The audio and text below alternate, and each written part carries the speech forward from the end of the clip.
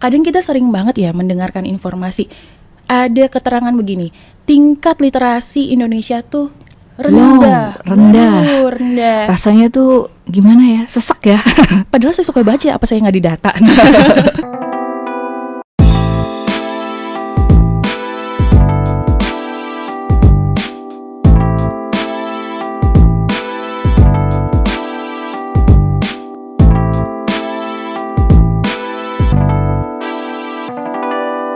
Assalamualaikum warahmatullahi wabarakatuh.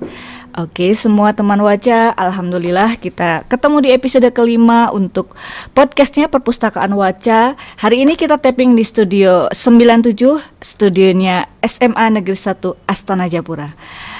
Jangan lupa nanti di like, di subscribe, di komentar yang positif ya. Beri kami dukungan yang baik ya. Baik, hari ini kita Perpustakaan Waca akan berbincang dengan seorang narasumber yang sudah siap nih di depan saya ya. Kita kenalan dengan seorang ibu yang bernama Ibu Nurhanah Widianti MPD. Ya, saya panggil apa nih Bu Hana? Panggilnya adik. Aduh. Panggilnya boleh Bu Hana, boleh Kak Hana, tapi biasanya sih panggilnya Kak Hana karena saya generasi 92 ya, Ibu. Okay. Jadi masih agak ya? muda. Oh, baik. Kak Hana ya? Ya. Baik Kak Hana. Assalamualaikum dulu nih. Bagaimana kabarnya hari ini nih? Waalaikumsalam warahmatullahi wabarakatuh. Hari ini kabarnya sehat, alhamdulillah, ceria dan bahagia karena bisa ada di podcast ini, Bu. Alhamdulillah. Aduh, ini kayaknya kacamatannya meskipun kece, tapi aduh, seret. Boleh dibuka dulu. Boleh dibuka dulu ya. Oke. Hari ini teman Waca kita punya obrolan yang menarik nih tentang literasi katanya ya. Gimana sih menumbuhkan literasi pada siswa SMA ya? Itu yang menjadi akan bahasan kita hari ini gitu ya, Mbak Hana ya. Nah, mungkin kemarin kita udah banyak lakukan ya kegiatan literasi di sekolah ini gitu ya. Tapi sedikit banyak sudah ada efek ataupun hal positif yang bisa dimunculkan bagi anak-anak gitu ya. Nah, mungkin untuk bisa lebih menggiatkan lagi, hari ini kita akan diskusikan dengan Kak Hana ya, teman Waca, biar semuanya menjadi fokus ya. Kita fokus pada bagaimana sih menumbuhkan minat literasi, minat baca, minat gimana teman-teman Waca itu tertarik dengan sangat gitu ya. Lalu kemudian membawa hal positif dalam hidupnya, dalam kesehariannya gitu ya. Baik, menurut Bu Hana atau Kak Hana ini ya, gimana sih memandang sebuah literasi bagi seorang anak SMA? Oke, ini anak SMA era-eranya galau-galau ya. Tapi bisa jadi pelarian seperti yang ada di sini nih. Wah, pelariannya bukan lewat status, tapi pelariannya bersama buku. Bestingnya tuh dijadikannya adalah buku ini. Ini contohnya ya. Ini ada tersedia apa ini, Bu? Ini bakul Waca nih ya. Ini ikonik banget di perpustakaan kami ya. Ini salah satu fasilitas yang diberikan ataupun bakul ini disediakan untuk memfasilitasi ketika kegiatan literasi sekolah. Kami ada program ya, setiap sebulan sekali itu kami berkumpul di lapangan untuk membaca. Meskipun durasinya terbatas ya, tapi kami mencoba untuk konsisten ya, konsisten dulu deh. Mau yang dibacanya itu beneran baca atau tidak ya, ataupun ada efeknya atau tidak gitu, tapi kita coba untuk mulai dulu. Betul. Kita konsisten, pembiasaan dulu. Nah, teman-teman yang semua anak SMA Negeri 1 Astana Japura ini datang ke lapangan dengan antusiasnya, membawa bukunya masing-masing. Nah, bagi yang lupa, yang tidak membawa atau tidak ada bukunya, itu kami fasilitasi. Ada sekitar 20 bakul yang kami siapkan untuk bisa dibaca, isi di dalamnya itu bisa dipinjam gitu. Kami isi dengan 10 sampai 15 buku dan itu memfasilitasi sekitar 1000 siswa yang kumpul semua di lapangan. Nah, itu salah satu yang sudah kami lakukan. Mantap banget. Astana Japura punya ya SMA 1. Dong. Astana Japura. Oke deh. Kembali lagi ke tema nih ya. Ya, terkait literasi di kalangan anak-anak SMA. Betul. Gimana itu? Kalau mendengar kata literasi, anak-anak SMA itu akan lebih cenderung ya literasi, baca lagi baca gitu loh. lagi. Langsung minatnya tidak ada kalau udah mendengar kata literasi. Padahal pada hakikatnya literasi adalah salah satu aspek yang penting sekali ya teman-teman untuk dikuasai oleh seseorang. Karena ini ya literasi itu digalakan. Sampai ada yang program namanya GLS, kemudian Astana Japura melakukan inovasi melalui bakul wacanya ini. Karena memang penting gitu Bu, literasi itu kan berkaitan tidak hanya membaca aja sebenarnya, tapi mungkin konsep di anak-anak itu wah membaca lagi, menulis lagi. Padahal literasi itu berkaitan dengan catur bahasa. Catur bahasa itu ya teman-teman terdiri dari yang pertama keterampilan menyimak. Betul. Kemudian ada keterampilan membaca, dilanjut dengan menulis dan berbicara. Bahkan lebih dari itu ada juga literasi perpustakaan, literasi digital. Kalau literasinya digital misalnya mengambil informasi dari dunia maya pun kita juga tidak jadi korban hoax akhirnya. Misalnya seperti itu sih. Jadi luas sekali ya gitu ya. Iya, tidak hanya membaca atau menulis aja sebenarnya. Nah, yang sudah teman-teman Waca ya, kami sebut dengan teman Waca ya. Salam literasi teman Waca. Baik, yang sudah teman-teman Waca lakukan di sekolah kami itu adalah mendatangkan mereka ataupun mewajibkan mereka dalam kunjungan wajib ke perpustakaan ya. Mereka punya durasi dalam seminggu sekali satu kelas itu untuk datang. Tapi ya meskipun ya itu tadi ya pembiasaan ya, meskipun baru tahap pembiasaan mereka itu entah sih merasa terpaksa atau apa gitu, tapi kami upayakan untuk bisa mereka itu datang ke perpustakaan dan ada judul label wajibnya gitu. Semoga sih lambat laun akan ada perubahan positifnya gitu. Jadi kan mereka itu akan mencintai buku gitu. Pertama nyaman dulu datang gitu kan, entah dengan cara terpaksa dulu gitu kan, tapi lama-lama kemudian jadi suka kan gitu. Nah, lalu itu kan baru satu upaya saja ya. Tadi sudah di lapangan untuk per bulan sekali, lalu seminggu sekalinya sudah.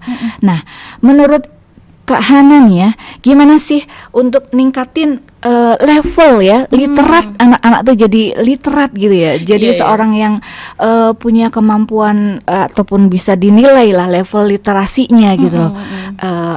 Kalau bicara standar ya kita namanya baru pembiasaan, apalagi setelah 2 tahun pandemi, 1 tahun berjalan ini kan masih awal ya gitu.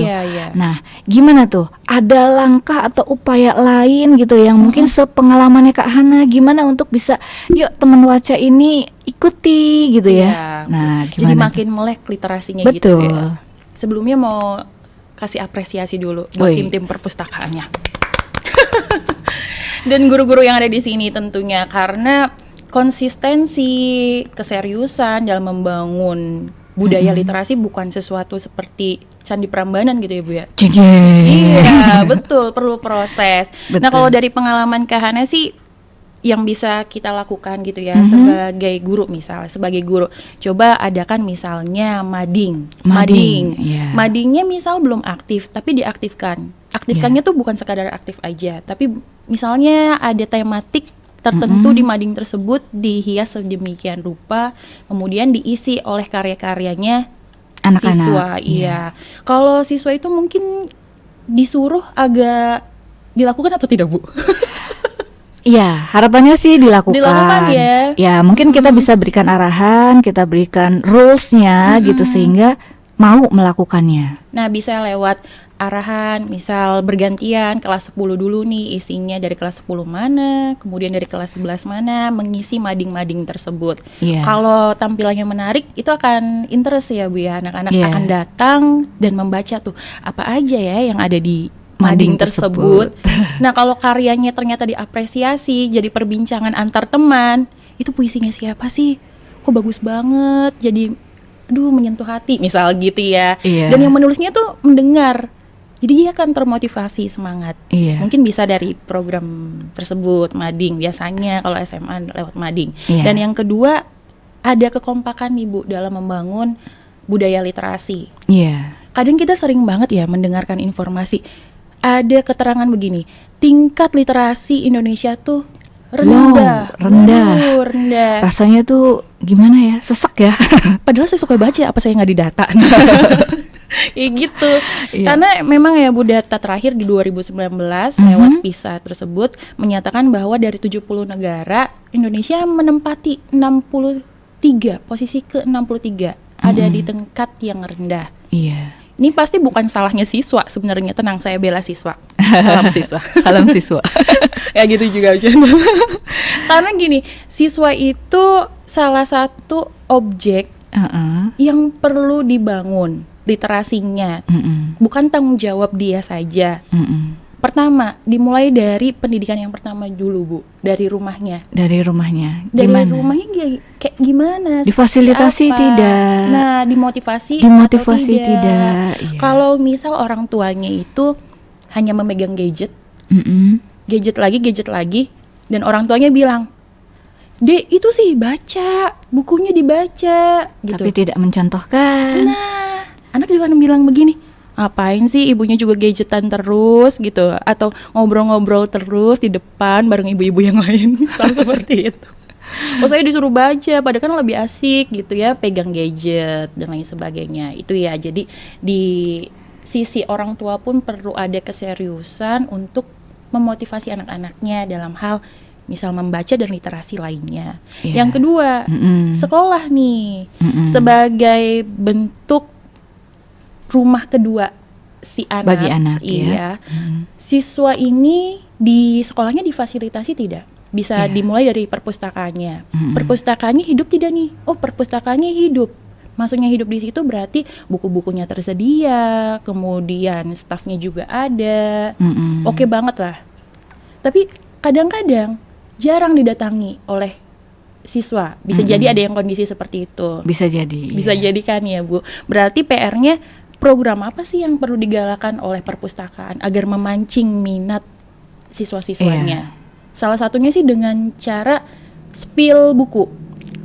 Iya, jadi karena punya komunitas namanya Rumah Inspirasi, dan kita itu share buku yang sedang happening. Lagi up ya. Iya, misalnya gini, ada satu buku yang disukai anak-anak remaja, namanya Filosofi Teras, Bu. Iya, itu aliran stoicisme yang mengajarkan kita tentang bagaimana sih mengatasi kehidupan, mengatasi diri sendiri, dan mengatasi hal-hal di luar diri kita. Dan itu tuh anak-anak tuh suka. Antusias banget ya. Nah, ketika kita bahas buku itu, penasaran tuh, bukunya kayak gimana sih? Yang mana bukunya? Nah, akhirnya dia ambil lah buku itu. Jadi bisa jadi si perpustakaan sekolah memberikan edukasi, informasi buku-buku apa yang menarik. Jangan-jangan anak-anak tidak mau membaca karena langsung disodorkan buku yang memang tidak dia banget. Tidak berat gitu ya. Oke. Gitu. Lalu itu yang kedua ya. Yang ketiga yang ketiga apa nih? Masyarakatnya. Support apa masyarakat ya? Itu dia. Masyarakat barangkali aja ada komunitas di Cirebon mungkin. TBM mungkin ya. Taman Bacaan Masyarakat ya. Jadi 3 hal itu harus saling bersinergi sih menurut Kak Hana, sehingga ada namanya budaya berliterasi. Gitu. Bisa jadi nanti tingkat Indonesia ada di posisi ke 10 besar gitu. Amin. Yuk kita mulai dari langkah kecil ya. Iya, betul. Baik. Ya, so far sih kami sudah berusaha ya gitu. Saya sebagai kepala perpustakaan di SMA ini sudah mengupayakan untuk menyamankan dulu nih situasi dan kondisi di perpustakaannya, kami buat nyaman sehingga teman Waca itu ketika berkunjung ke perpustakaan merasakan atmosfer yang menyenangkan gitu ya. Harapannya seperti itu gitu. Kami buat nyaman, lalu kemudian ruangannya dibikin cozy nih ya, dibikin nyaman, bikin teman-teman tuh betah, ada AC-nya katanya. AC-nya banyak jadi adem gitu ya. Tapi semuanya itu tetap dalam pengawasan. Mereka datang ke perpustakaan ya tidak untuk ngadem juga kan gitu. Nah, lalu kemudian kemarin juga kami itu berkolaborasi dengan TBM ya, dengan TBM di sekitar Kabupaten Cirebon. Kami ikut ini ikut kemah literasi di Sumedang di Jatinangor ya. Itu se-Jawa Barat itu. Kami berkolaborasi dengan para TBM se-Jawa Barat dengan materi-materi yang keren gitu ya. Itu juga menjadi inspirasi bagi kami semua agar bisa menambahkan aktivitas kami gitu ya, meningkatkan apalagi ya yang bisa dibawa ke sini. Yang bisa diajak nih teman-teman untuk bisa lebih literat gitu, lebih keren gitu ya. Nah, lalu kemudian itu masih menjadi PR lah ya, masih kami harus pikirkan lebih matang gitu ya untuk menjadi program nanti ke depannya gitu ya. Lalu menurut Kak Hana nih ya, gimana ya strategi yang sudah kami lakukan ya, tadi kan sudah saya spill tuh ya. Ada bakul waca. Nah, di sana juga ada barcode ya, itu isinya adalah e-book ya. Kami punya sekitar 340-an judul e-book yang kami barcode ditempatkan di kertas dan di frame semacam itu. Jadi anak-anak juga bisa baca e-booknya koleksi perpustakaan Waca gitu ya. Nah, itu beberapa hal yang sudah kami upayakan gitu. Nah, strategi lainnya nih selain tadi kan sudah ya ada misalnya spill buku, lalu kemudian pengadaan namanya tadi? Seperti halnya mading. Iya. Nah, selain itu gitu, apalagi kira-kira yang ada nggak sih upaya lebih detail yang lebih anak remaja itu butuhkan gitu selain hal tadi gitu, atau misalnya barangkali hal tambahan lainnya gitu. Oke. Biasanya kalau siswa-siswa itu atau anak remaja perlu diberi contoh. Tidak hanya sekadar diberikan stimulus berupa verbalnya aja, tapi mungkin mereka tuh akan lebih percaya kalau ada contoh konkretnya. Misalnya ada sosok yang suka membaca. Siapa nih sosoknya, ditampilkan. Dan dari sosok tersebut apa aja sih hasil dari kegiatan dia, misal berkaryanya, sehingga dia bisa berpikir, oh begini ya kalau awalnya suka membaca, kemudian akhirnya bisa berkarya, dan dari berkarya itu bisa dikenal oleh banyak orang, bisa memberikan manfaat. Misalnya yang suka membaca, sosok yang sangat inspiratif ada Presiden kita, B.J. Habibie, ya Ibu. Kemudian kalau dari sosok yang perempuannya mungkin ada Mbak Najwa Shihab yang suka memberikan inspirasi kepada kita. Keren banget beliau ya. Iya, kita mungkin dari guru itu bisa memberikan informasi ini loh, sosok-sosok yang inspiratif dan bisa menjadi contoh. Dan bisa jadi juga guru show up tuh ke siswanya dengan cara, ini loh, Ibu punya karya dan Kak Hana juga punya karya, Bu. Sayangnya nggak dibawa, tapi nanti bisa lihat di sini. Ada Kak Hana biasakan untuk yang namanya memberikan contoh dengan cara yaitu saya menulis. Dari menulis itu saya berikan informasi ke anak-anak remaja atau ke teman-teman mahasiswa. Ini loh, saya aja yang umur segini berkarya. Kamu jangan sampai tidak lebih kreatif dari produktif. Aduh, itu seperti itu contoh yang pertama. Yang kedua sih sebenarnya mengubah mindset sih, Bu. Mengubah mindset ya. Mindset anak-anak atau siswa kita itu perlu di-update. Di-update. Kenapa? Kalau mindsetnya aja udah bilang, duh males Ibu, iya. Baca lagi, seolah terpaksa gitu ya. Iya, kayak beban banget. Beban banget ya. Jadi mindsetnya itu diubah dengan cara mengenalkan apa sih sebenarnya fungsi atau manfaat dari kita berliterasi. Apa tuh? Secara realnya, iya. Misal nih kalau kita mau literasi digital. Literasi digital tuh kan banyak ya informasinya, Bu. Kita tidak boleh langsung judgement. Misalnya di Instagram dia baca tentang wacana berita nih. Kemudian sekadar baca dan langsung tangannya gatel. Iya, dipercaya. Akhirnya tangannya gatel ikutan komentar. Iya. Padahal itu belum tentu kebenarannya. Makanya diajak untuk mencari informasi dulu. Pentingnya berliterasi di situ, cari informasi yang akuratnya seperti apa sih sehingga kita tuh tidak mudah terkena yang namanya tuh hoax. Bahkan Indonesia udah rame banget ya, Bu, dari tahun 2019 tuh udah rame-rame hoax gitu kan. Kita banyak jadi korban karena memang literasinya agak kurang kurang hati-hati aja sih kita lebih membacanya, kurang kekritisannya misalnya seperti itu. Dan berikutnya kalau udah tahu tujuannya, manfaatnya ya. Iya. Manfaat dari membaca itu akhirnya kita tidak gampang mudah terkena bujuk rayu misalnya kalau memang itu literasinya lewat dari digital.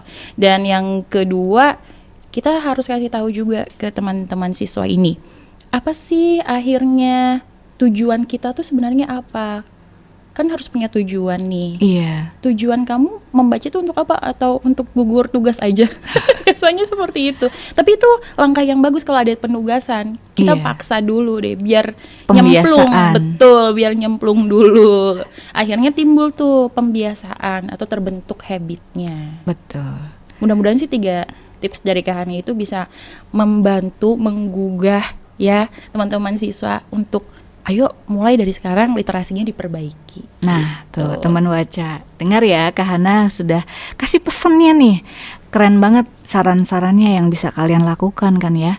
Nanti sekolah maupun Perpus Waca akan coba untuk fasilitasi, akan coba untuk yuk kita kolaborasi biar kita lebih keren gitu ya. Betul sekali kan? Iya. Kalau kitanya nggak ada kolaborasi, perpustakaannya ataupun sekolahnya saja yang gencar untuk memfasilitasi, lalu kemudian tidak ada itikat baik ya, dari tidak ada hal positif yang kesadaran yang dilakukan oleh individunya, anak-anaknya gitu, ya mungkin juga akan tidak seimbang gitu ya. Nah, harus saling bersinergi.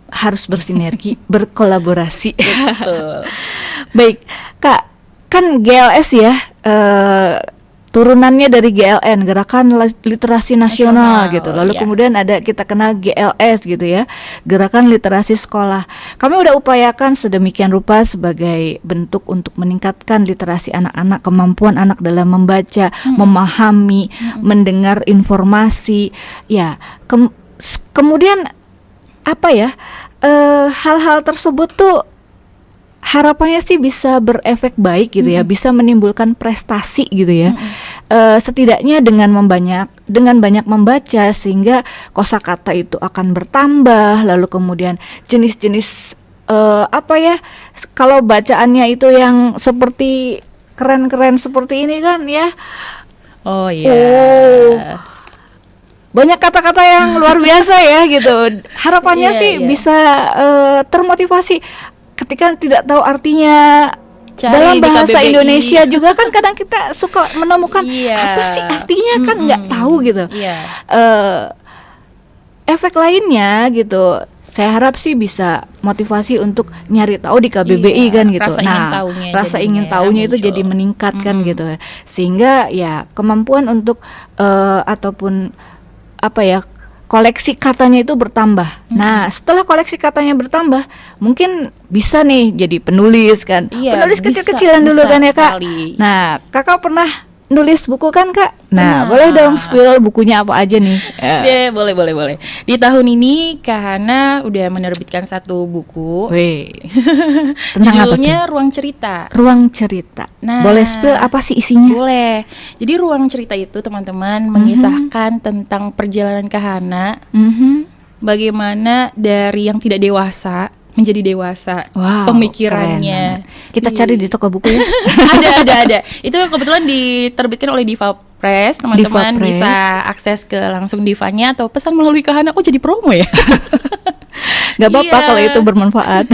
Jadi itu juga di dalamnya ada gambar-gambarnya. Biasanya kalau teman-teman siswa teks semua itu akan cenderung boring. Dan Kak Hana tuh menambahkan ilustrasi tambahan yang membuatnya itu Mas Adit ini salah satu guru untuk anak-anak yang berkebutuhan khusus juga. Jadi kita kolaborasi gitu. Iya, itu tadi fungsinya kolaborasi itu bikin keren. Iya. Oke. Teman-teman Waca juga mungkin kan bisa ya berdasarkan pengalamannya Kak Hana nih, dengan banyak baca, dengan suka baca, Kak Hana bisa berkarya, punya 1 buku. Nah, yuk saya ajak nih teman-teman Waca semua. Setahu saya baru ada 2 anak yang punya karya di sekolah ini yang sudah dalam bentuk buku antologi ya. Bukunya sudah kami simpan kopinya gitu, lalu kemudian alhamdulillah ya, semoga sih memotivasi buat teman-teman Waca yang lainnya untuk yuk berkarya. Tidak harus satu buku lah ya, mungkin dengan satu cari kertas berisi puisi indah kalian itu juga udah satu upaya ya, satu hasil karya gitu ya. Kami apresiasi, insya Allah. Silahkan kalian bisa tunjukkan ke kami gitu. Nanti kita bikin mading khusus untuk karya-karya kalian ya. Nah mungkin hal lain nih Kak Hana, selain tadi ya fasilitas mading, fasilitas yang bisa kita upayakan gitu ya, gimana hal yang kaitannya dengan publikasi ya. Nah publikasi di sini kan penting ya untuk anak-anak gitu, untuk bisa aktualisasi dirinya itu diakui gitu ya. Nah menurut Kak Hana gitu, selain dengan mading ya, lalu kemudian berkarya, memungkinkan nggak sih seorang anak siswa siswa di sekolah kami ini punya karya yang keren, lalu kemudian dengan cara apa gitu, merintisnya gitu loh, untuk bisa menjadi seorang penulis, ataupun nggak mesti harus penulis buku yang padat ataupun isinya berat gitu ya, seperti halnya Kak Hana bilang tadi, berdasarkan keseharian pun bisa gitu ya kita tuangkan gitu ya.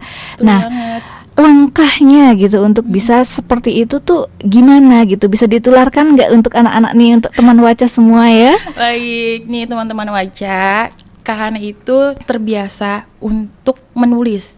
Jadi habitnya itu, misal saya lagi jalan, lagi bosennya gitu, lagi bosen-bosennya naik angkot Bu, saking gabutnya gitu ya. Kalau bahasa teman-teman Waca mungkin saking gabutnya itu naik angkot, cuman keliling-keliling Cirebon aja. Dari pengalaman itu saya lihat tuh, mungkin saya melihat ada peminta-minta gitu, ada teman-teman yang kurang beruntung. Saya catat nih di sini teman-teman, di note HP saya.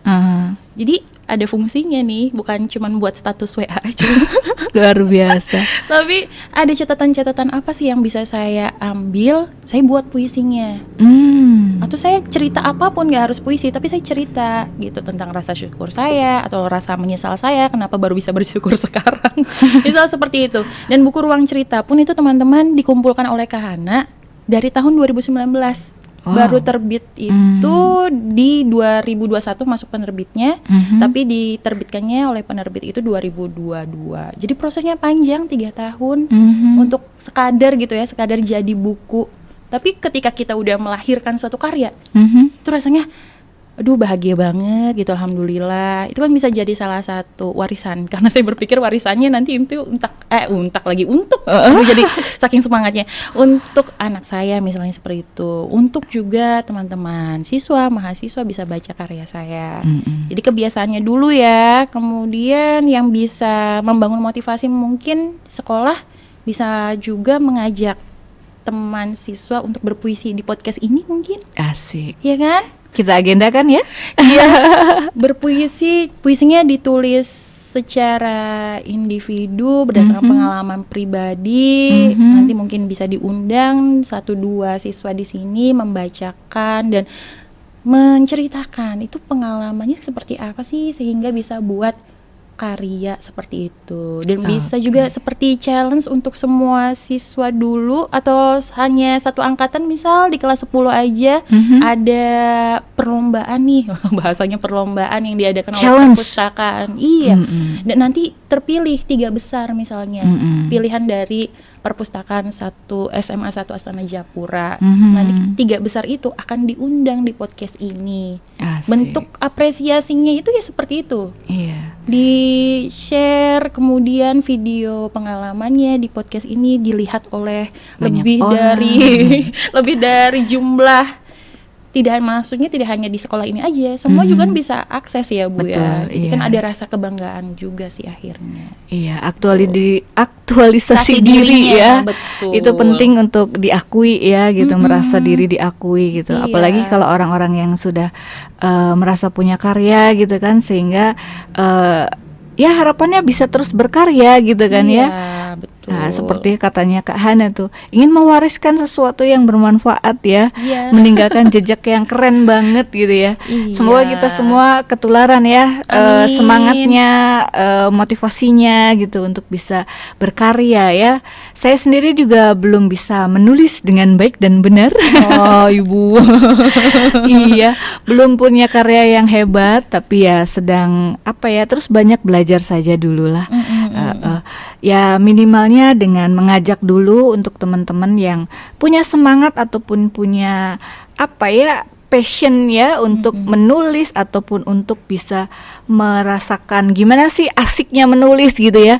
Tadi Kak Hana bilang cerita dengan keliling-keliling di kota Cirebon saja, lalu kemudian menghasilkan sesuatu yang bisa ditulis. Iya. Oke. Jadi dimulai dari hal sederhana deh.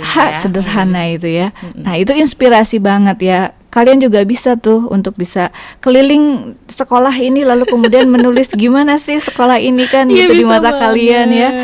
Baik. Tadi udah beberapa hal ya udah kita bahas ya. Lalu strategi nih ya. Biar semuanya itu jadi wujud ya untuk bisa tepat dilakukan bagi anak SMA, berarti strateginya kita mesti dukungan sekolah ya, lalu kemudian dukungan perpustakaannya, dukungan orang tua, terlebih lagi adalah pribadi anak-anaknya. Dimulai dari individunya itu harus tergugah deh. Harus tergugah. Nah, oke teman Waca, gugahlah hati kalian untuk bisa terus meningkatkan kualitas literasi kalian. Aduh, saya kok jadi sedih ya. Sedih karena ini udah 30 menit nih ya. Seriusan? Iya.